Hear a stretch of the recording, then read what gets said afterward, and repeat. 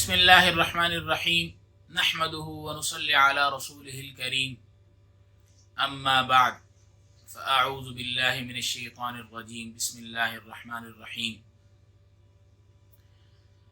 अस्सलामु अलैकुम व रहमतुल्लाहि व बरकातुहू।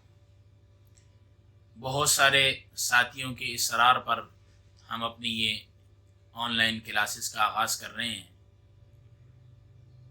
और मेरी आप तमाम हज़रात से गुजारिश है कि अमलियात सीखने से पहले, आमिल बनने से पहले चंद चीज़ों का मालूम होना और चंद चीज़ों पर अमल करना बेहद ज़रूरी। मैं आपसे गुजारिश करता चलूँ कि आमिल बनने के लिए सबसे पहले इंसान होना ज़रूरी और इंसान बनने के लिए आपके अंदर इंसानियत का होना ज़रूरी है। अगर आपके अंदर इंसानियत होगी, आपके दिल के अंदर दर्द होगा दूसरे का, फिर आप सब कुछ कर सकते हैं। अगर आपने अपनी शोहरत के लिए सब कुछ करना है, अगर आपने माल कमाने के लिए सब कुछ करना है, फिर कोई फ़ायदा नहीं है आमिल बनने का।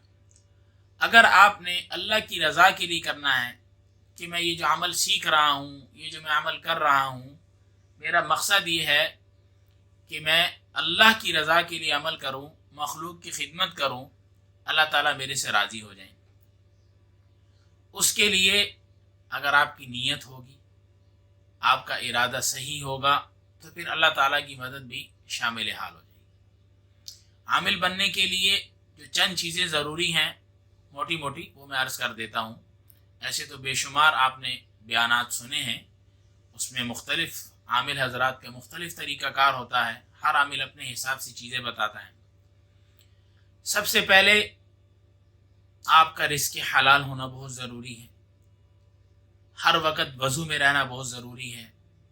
आपको तमाम पाकी नापाकी के मसाइल का पता होना ज़रूरी है, उनका जानना ज़रूरी है। 5 वक्त नमाज की पाबंदी बहुत ज़रूरी है।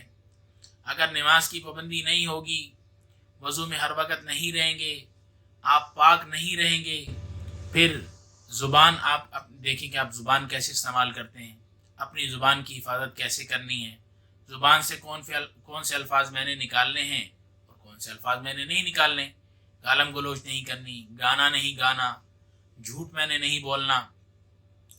ये चीज़ें बहुत ज़रूरी हैं आपके लिए। इसी तरह दिल में आपकी कीना नहीं होना चाहिए, किसी का हसद नहीं होना चाहिए। फिर अगर आप 1-2 चीज़ों के आमिल बन जाते हैं तो आपने ऊपर तकब्बुर नहीं होना चाहिए। ये चीज़ें बेहद ज़रूरी हैं आमिल के लिए।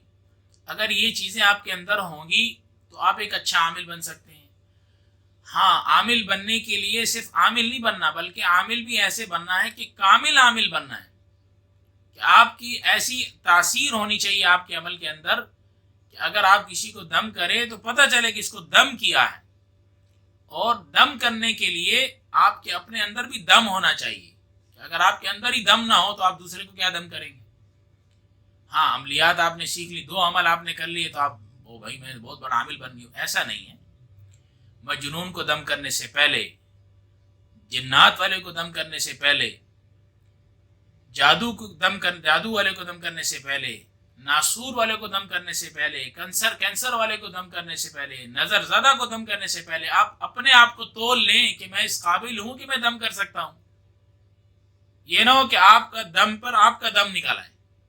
इन चीज़ों को देखना, इन चीज़ों को परखना, इन चीज़ों को सीखना बेहद ज़रूरी है आमिल के लिए। और अमल मजबूत करें, और मजबूत अमल करने के लिए मुस्तकिल मिजाजी का होना बेहद ज़रूरी है। आज आपने एक अमल कर लिया, कल दूसरा कर लिया, परसों छोड़ दिया, अच्छा यार फिर बाद में कर लेंगे भाई जब वक्त मिलेगा, नहीं, ऐसा नहीं है। अगर अमल करना है मुस्तकिल मिजाजी के साथ, इस्तकामत के साथ आपने अमल करना है और अपने अंदर बर्दाश्त पैदा करनी है। आमिल के अंदर बर्दाश्त होना बेहद ज़रूरी। कोई भी आपको आगे गुस्सा कर दे, बुरा भला कह दे, ये नहीं कि आपने अच्छा मैं इसकी ऐसी तैसी फेरूंगा, इसको मजा चखाऊंगा, मैं कि इसको बताता हूँ मैं कैसा आमिल हूँ, ऐसा हरगिज़ नहीं करना। अगर आप सही आमिल बनना चाहते हैं तो आपके अंदर मुस्तकिल मिजाजी होनी चाहिए, आपके अंदर क़ुव्वत बर्दाश्त होनी चाहिए कि आपने बिल्कुल बर्दाश्त कर लेनी है, किसी को कुछ नहीं कहना। अगर कोई आपके साथ आगे लड़ता भी है تو آپ نے صرف یہ سوچنا ہے کہ اے اللہ میرے اندر کمی کوتاہی ہوگی، اللہ تو مجھے ہدایت دے دے۔ آپ نے نہیں لڑنا کسی کے ساتھ بھی، اور اپنے اندر عاجزی پیدا کرنی ہے، اپنے اندر استقامت پیدا کرنی ہے، اور بہت ساری چیزیں وقتاً فوقتاً انشاءاللہ آپ کو بتاتا رہوں گا۔ ہم اب اپنے پہلے سبق کی طرف آتے ہیں کہ ہمارے عملیات کا جو پہلا سبق ہے وہ ہے دعائے استخارہ۔ مختلف آپ نے کتب میں دعا استخارہ پڑھی ہوگی، اللہم انی استخیرک بعلمک واستقدرک، یہ پوری دعا ہے۔ اس دعا کو ساتھی یاد کر لیں، صحیح تجوید کے ساتھ، بالکل ازبر زبانی یاد کر لیں، صحیح معنی کے ساتھ۔ آپ کو پتہ ہونا چاہیے کہ میں جو دعا پڑھ رہا ہوں یہ میں کیا پڑھ رہا ہوں، اور اس کا ترجمہ کیا ہے، اس کے معنی کیا ہے۔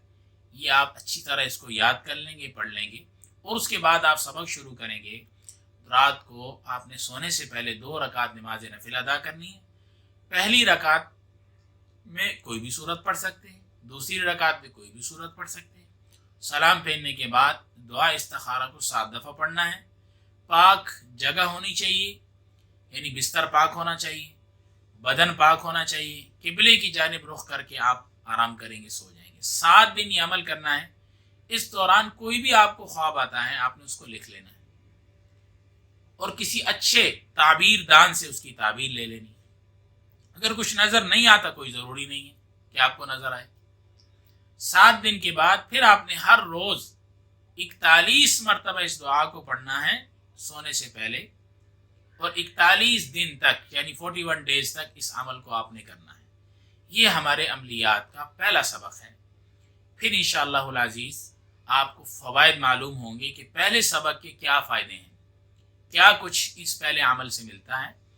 انشاءاللہ پھر اس کا طریقہ کار بھی آپ کو میں بتلا دوں گا کہ پہلے سبق کے بعد ہم نے اس سبق کو، اس دعا کو ہم نے کیسے کیسے استعمال کرنا ہے، اور یہ دعا کس کس کام آ سکتی ہے، اور اس دعا سے کیا کیا معلومات حاصل ہو سکتی ہیں، اور ہم اس دعا سے کیا کیا حاصل کر سکتے ہیں۔ السلام علیکم ورحمۃ اللہ وبرکاتہ۔